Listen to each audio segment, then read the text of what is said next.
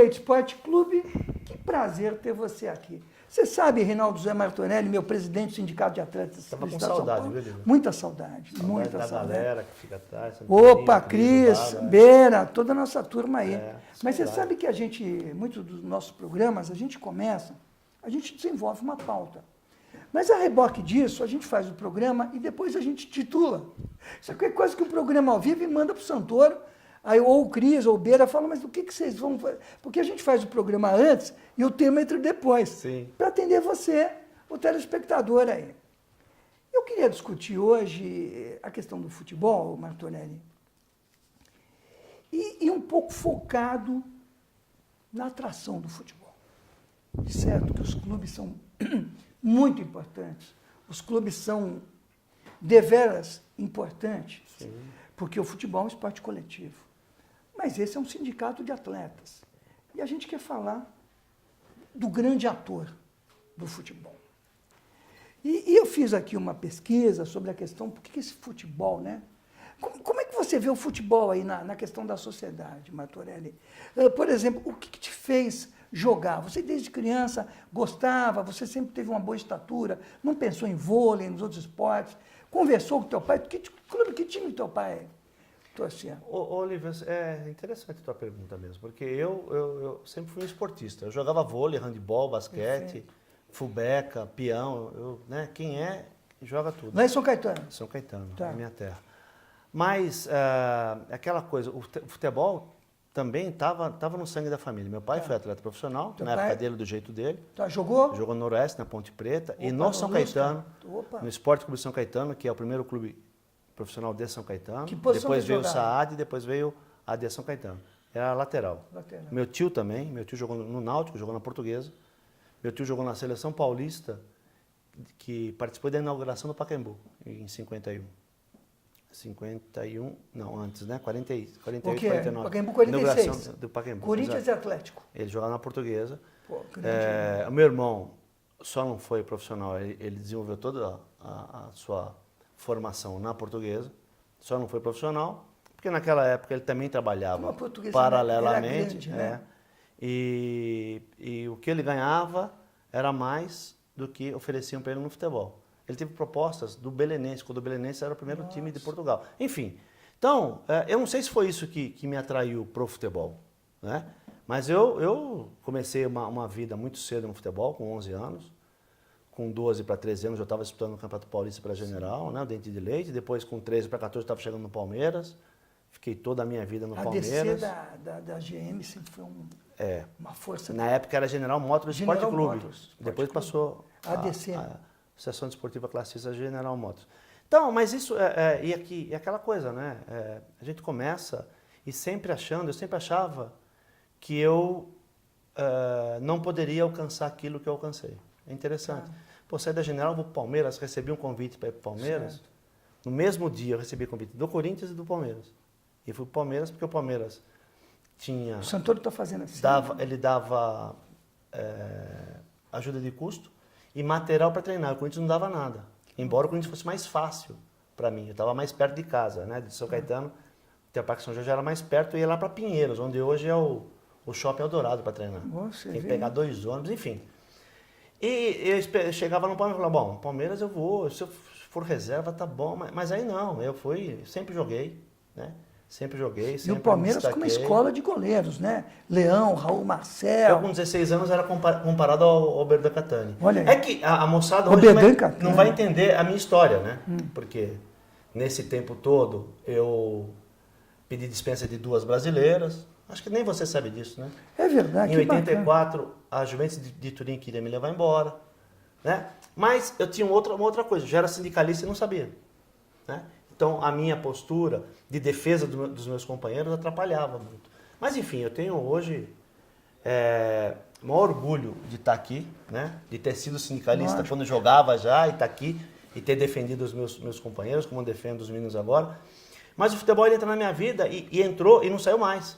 Eu não consigo me ver fora do futebol. Por isso que o nosso trabalho, inclusive estava batendo um papo com o Santorinho aqui antes do programa, e aquela análise que eu fiz inclusive no debate lá. Lógico. Uma análise mais ampla. Eu me preocupo nessa visão macro, para saber onde a gente pode chegar. E é uma preocupação legítima mesmo, independentemente do que pensam alguns clubes, de forma equivocada, o nosso trabalho é para o fortalecimento do futebol. E aí o atleta se beneficia disso. E o clube se beneficia disso. Então não há uma outra maneira de fazer. Eu não acredito nisso. Uma curiosidade nessa questão é o seguinte, a gente vê o futebol, como tinha antigamente a agricultura de subsistência, que as famílias tinham muitos filhos para ajudar na lavoura, o futebol é tábua de salvação. Como é que foi para você? Você, de uma classe média, de uma cidade extremamente desenvolvida, como São Caetano, com IDHs aí, e principalmente com elementos aferidores de educação muito positivos. Na época havia uma equiparação, né? Tem escola pública, que é mas ótimo ensino, né? Na minha época, o Caetano de Campos era uma das melhores escolas do país, ou seja, como é que é essa questão de alguém que efetivamente vem de uma, não digo zona de conforto, mas uma situação familiar consolidada e vai para o futebol, com viagens, com a solidão. O menino sai da família, de um eixo, você vem de uma família de origem italiana, que é uma família de muita aproximação, de muita e tal, e é diferente, não quero dizer que a família mais humilde efetivamente não age assim, age e a gente tem histórias assim extremamente dramáticas, mas e a família nisso? Ou seja, tem que estudar, tem que ir para a escola. Então, como é que fica a escola, a educação formal, educação familiar e o futebol que, numa primeira medida, te tira disso? Ele quer que você se dedique full time para uma atividade que é antagônica na ocupação com o momento da família e também com a educação formal. Eu sou o 6º filho de 7. Né? Meu pai era motorista e minha mãe dona de casa. Então, era uma família humilde, sim. Só que era uma família, meu pai tinha alguns valores, né? Ele sempre passava para a gente, então vocês têm que ser trabalhador e honesto, né? E viver muito juntos. Então até hoje a gente vive muito juntos, felizmente. Mas o meu irmão mais velho, ele trouxe uma coisa, né? Que tinha jogado futebol. Assim, o único caminho para nós é a educação, né? Então, eu fazia um baita no esforço, quando já com 13 para 14 anos, para poder treinar, eu trabalhava. Eu trabalhava meio período. Aonde? Lá na GM mesmo? Na Primarca. Na Primarca, tá. Que é a concessionária de veículos que está até uma hoje. grande concessionária do grande ABC. É aquela coisa, Diadema, né? Peraí. Não, São Caetano. São Caetano mesmo, enorme a saída de São Primarca. Caetano. Desculpa, isso mesmo, enorme a Primarca. Mas olha como é que são as coisas, né? Eu cheguei um dia no Palmeiras e falei assim, pro meu treinador, que era o seu Vicente Arenari. Seu Vicente, eu vou ter que parar de jogar, porque assim, em casa todo mundo trabalha para ajudar. Eu estou dando gasto. Lógico. Eu tinha 13 para 14 anos. Você viu que e fui maturidade, embora. hein? E fui embora. No outro dia toco o telefone da vizinha, bem que não tinha telefone em casa. Toco o telefone da vizinha, era o diretor, o seu Aldo de Mauro, me pedindo para conversar com ele. Tá. E o seu Aldo foi um grande pai que eu tive no Palmeiras. E o seu Aldo ia muito com a minha cara. Ele me chamava de italiano. O que foi, italiano? Eu vou ter que parar de jogar, porque, né? Ele falou, mas escuta, mas tua família não é tradicional, São Caetano? É de fundador, mas não tenho condição, tenho que parar. Ele falou, e se eu te arrumar um emprego de meio período, que ele fazia para muitos? Sim. E a Primarca era uma das propriedades da família dele. E aí eu comecei a trabalhar, eu tive essa vantagem. Eu comecei a trabalhar, eu trabalhava em meio período, adaptava inclusive meu horário de trabalho, quando eu precisava treinar de manhã, eu trabalhava à tarde e vice-versa, e ia estudar à noite, eu nunca deixei de estudar. Aliás, eu me formei em administração antes de ser profissional. É que eu nunca exerci, né? Porque depois o tempo de carreira, ele adormeceu todo aquele conhecimento. E mesmo porque também o tempo dedicado àquela vida e ao treinamento absorve muito da energia do atleta. Então, a absorção do conteúdo escolar, depois universitário, ele não fica, que é uma das discussões que a gente tem hoje.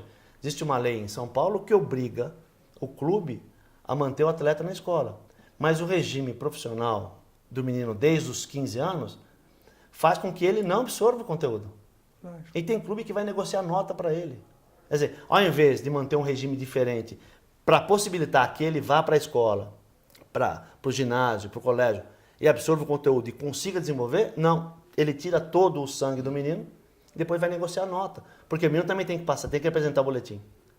Então são coisas, são mudanças dentro de um quadro que a gente entende hoje, e é perfeito, né? A gente sabe disso, que há uma necessidade da educação, né?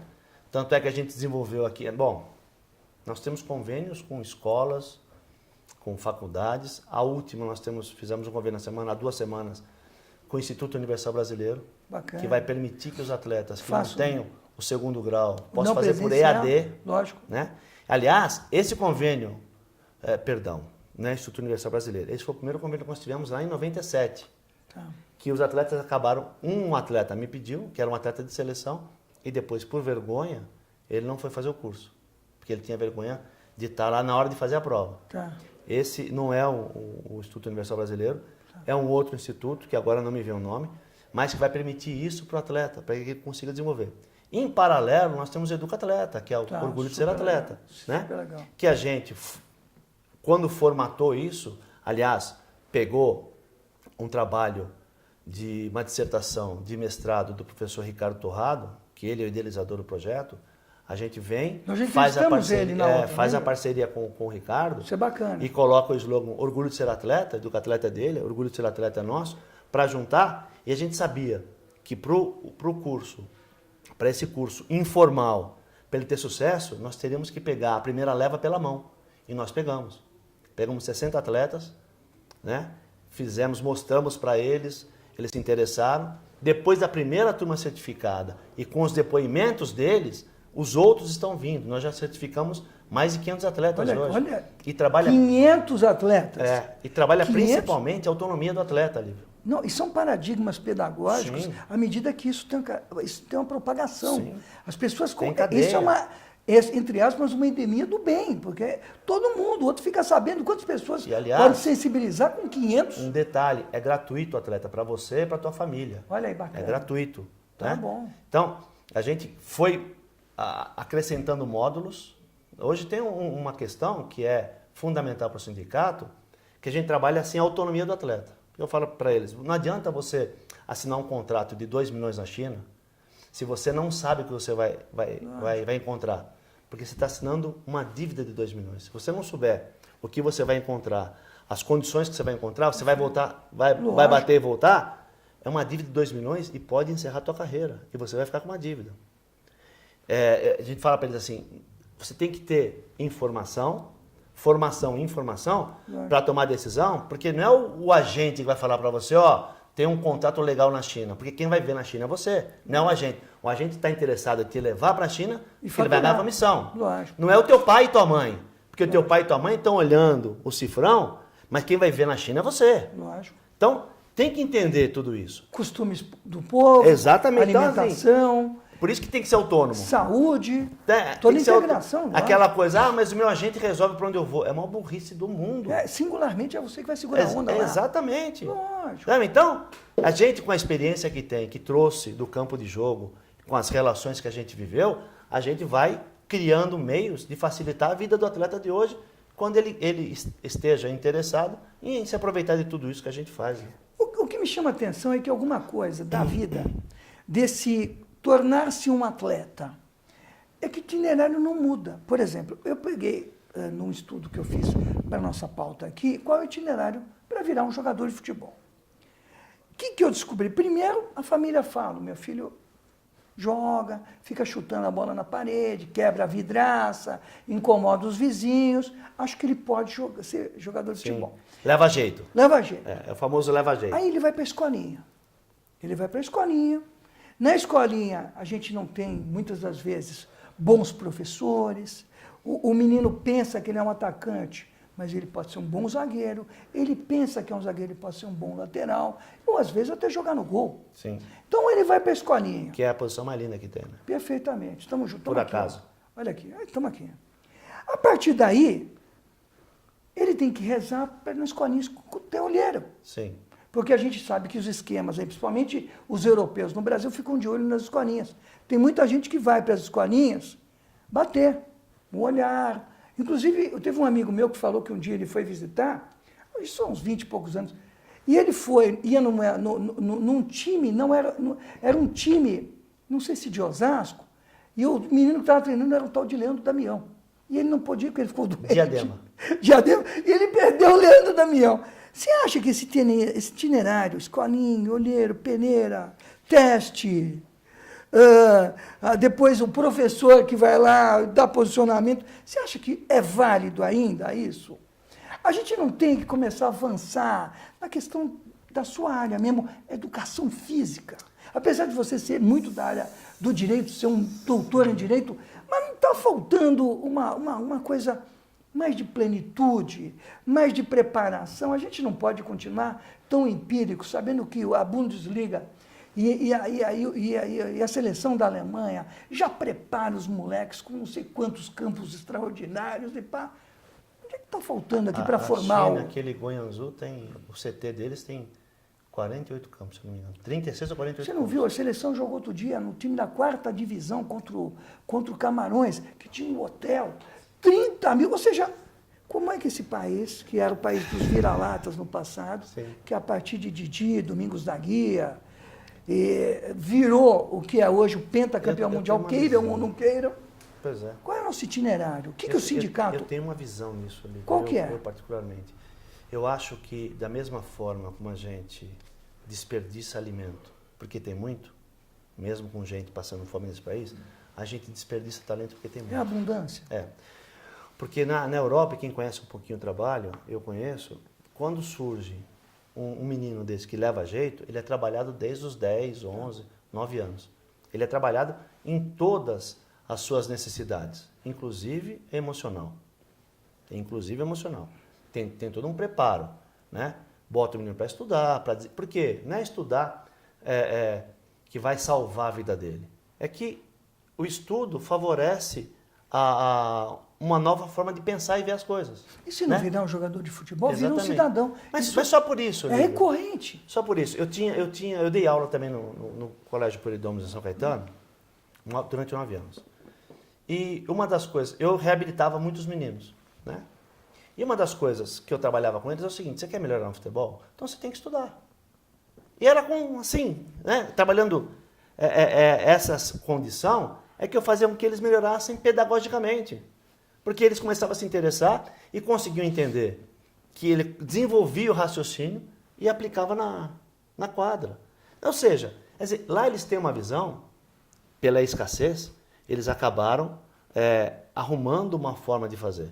E aqui, pela abundância, a gente joga fora. Né? Nós não temos, você vê, educação física. Nas escolas, há uma briga hoje para a gente tornar a educação física novamente obrigatória. A educação física deixou de ser obrigatória nesse país. Né? É lamentável, é lamentável. Por quê? Porque não se entende a necessidade disso. Se você for pegar hoje, hoje melhor, nos grandes clubes melhor, os profissionais que atuam com os meninos, hoje são mais bem preparados, né? Nos grandes clubes.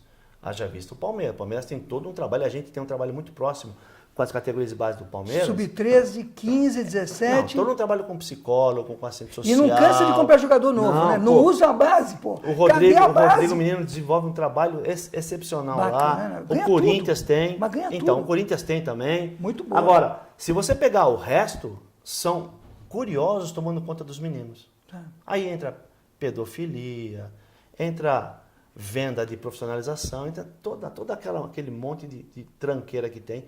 E exatamente esse era o papo com o Santoro, e ninguém faz nada.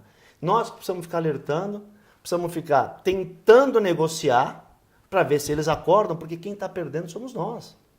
Essa bagunça, essa falta de clareza no que está fazendo, acaba danificando, prejudicando aquilo que a gente ama, que é esporte. Né? Você pega um quadro geral, de novo, nós acabamos de perder uma Copa, aí... Mais uma, né? Mais uma. Mais uma.